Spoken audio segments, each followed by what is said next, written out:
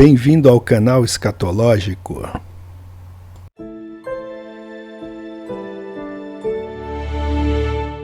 Então vemos que os julgamentos dos 7 selos, que marcam o início da tribulação de 7 anos, são abertos pelo próprio Senhor Jesus, que seria muito perverso esperar que nosso Pai Celestial concedesse essa missão ao seu Filho amado para que derramasse o fogo do julgamento sobre sua noiva. Seria ainda mais perverso esperar que ele fizesse isso, uma vez que seu Filho já pagou a dívida do pecado da igreja no Calvário. Devemos sempre lembrar disso. Isto, tá, pessoal, é a prova de quão longe a exegese bíblica na igreja moderna se afastou da verdade literal da palavra de Deus, porque conclusões insanas como essas estão sendo consideradas aceitáveis pela cristandade atual. A igreja precisa ser tirada da terra antes do início do período de 7 anos da tribulação.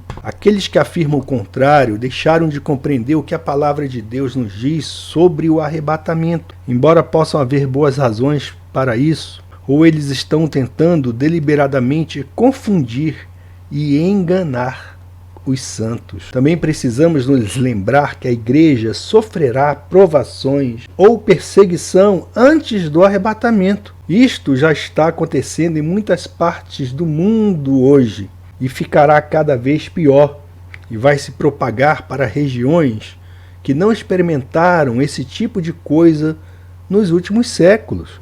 Eu vi ou assisti um vídeo do Partido Vermelho em que alguns de seus proeminentes defensores ou representantes falam a respeito de estratégia de como perseguir ou destruir a Igreja de Cristo no Brasil. Esses homens e essas mulheres que propõem esse tipo de coisa são aqueles perversos. Os filhos da perversidade são pessoas que não têm salvação. Eles são inarrependíveis, porque está escrito na palavra, e isso está escrito, porque Deus criou todas as coisas para um determinado fim, e até o ímpio para o dia do juízo. Os cristãos, eles serão atacados como preconceituosos, intolerantes, porque se recusam a aceitar que Deus fez generosa provisão para a salvação de almas por meio das outras religiões. Nosso Pai Celestial forneceu uma porta para o céu, e essa porta é seu Filho. O pecado surgiu por causa do orgulho. Este é o mesmo vil impedimento que impede o incrédulo de vir a Cristo em verdadeira humildade e arrependimento. Então, quando vemos as pessoas atacarem a palavra, quando vemos as pessoas perseguirem a igreja, não é porque eles acham que o cristão se diz melhor do que eles. Não, nada a ver. Isso é uma guerra espiritual, porque a luz cega as trevas e eles brigam contra a luz. Não a luz que cada um tenha, porque não temos luz nenhuma, mas a luz que está em nós, porque o Espírito Santo habita na igreja, habita dentro daqueles que creem no Senhor Jesus e professam essa fé. Porque aquele que é fiel à palavra de Deus, ele é considerado por essas pessoas como um preconceituoso intolerante. Não somente porque afirma que a salvação é encontrada somente em Cristo, mas por causa de sua rejeição em aceitar ou reconhecer como válida a moralidade pagã da nova ordem mundial que eles desejam implementar, socar goela abaixo e enfiar na cabeça dessas novas gerações. Um cristão pode amar o pecador e odiar o pecado, porém o mundo vai zombar dessa atitude como sendo condescendente e elitista.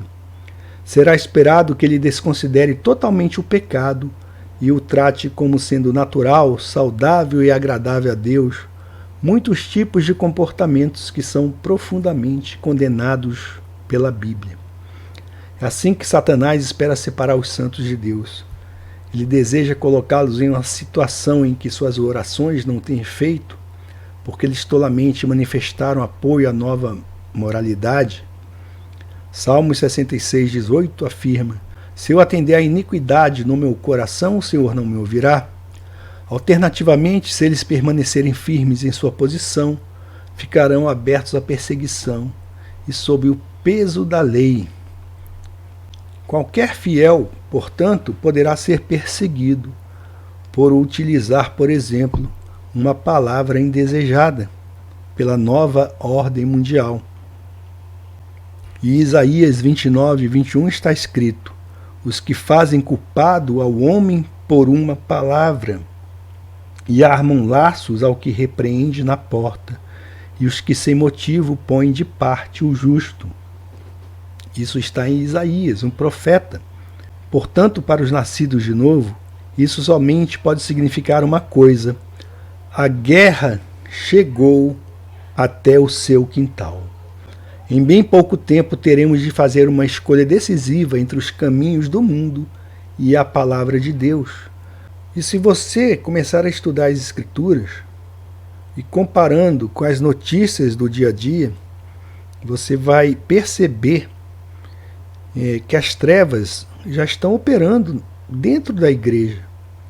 Nós vimos traduções corruptas da Bíblia, falamos muito disso no nosso canal, e essas traduções estão sendo usadas em muitas igrejas que se afirmam igrejas bíblicas.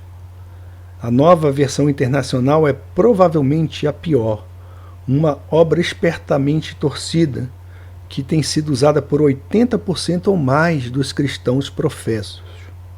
Então, eu recomendo que você utilize a Bíblia corrigida fiel e utilize apenas a nova versão internacional, por exemplo, para fazer comparações. Mas a sua Bíblia de estudo diário deve ser a Bíblia corrigida e fiel.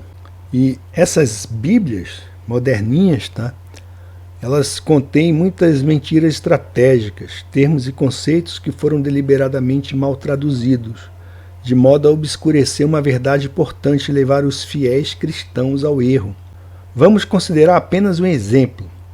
A tradução Almeida corrigida e fiel, que citamos aqui, refere-se ao dia de Cristo, no seguinte verso, 2 Tessalonicenses 2:2, que não vos movais facilmente do vosso entendimento, nem vos perturbeis quer por espírito, quer por palavra, quer por epístola, como de nós, como se o dia de Cristo estivesse já perto. O que esse termo, dia de Cristo, significa? Para qualquer um que se preocupa com a verdade do arrebatamento pré-tribulação, esta é uma questão muito importante. O termo não se refere ao dia do Senhor, que, como numerosas outras passagens da Escritura confirmam, designa a ocasião quando Cristo vai retornar para punir os ímpios.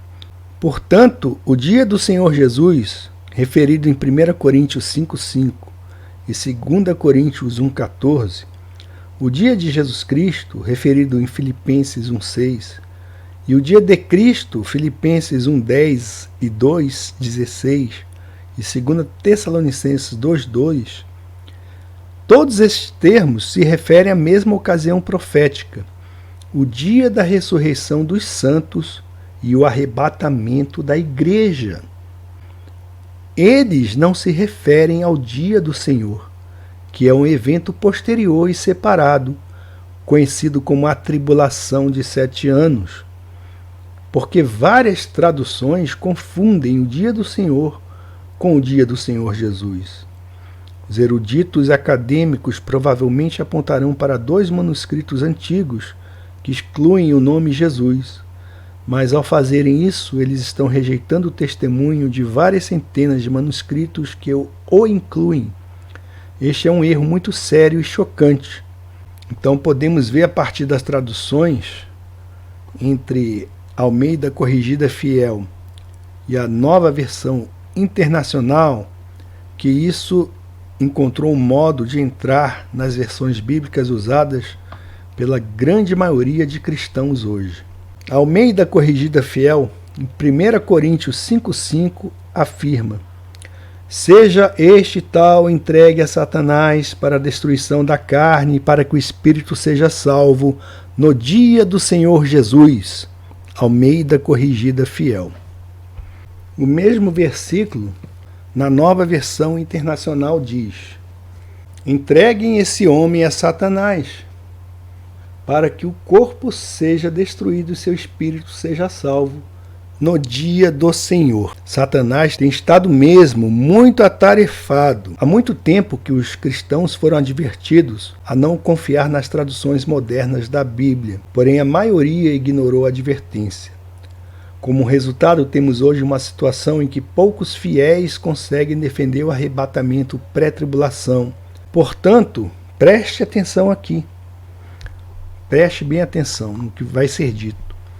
Uma igreja professa que confunde a bem-aventurada esperança, Tito 2,13, com a ira de Deus, Romanos 1,18, é uma igreja cuja verdadeira força espiritual foi grandemente exaurida. Ela pode se sentir firme em sua profissão de fé, mas na realidade é como uma parede pronta para desabar.